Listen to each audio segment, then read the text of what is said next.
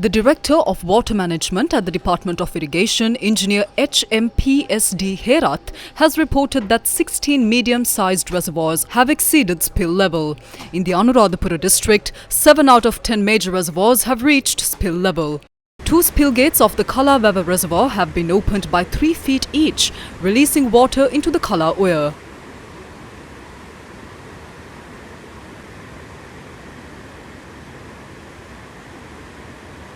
The Huruluvava reservoir has also begun spilling.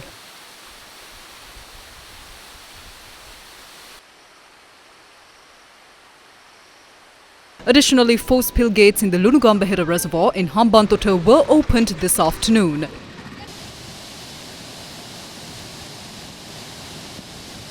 Meanwhile, landslide warnings have been issued for several divisional secretariats in 5 districts. The National Building Research Organisation has issued these warnings for areas in the Badulla, Kandy, Kurunagala, Mathale and Nuwara Eliya districts.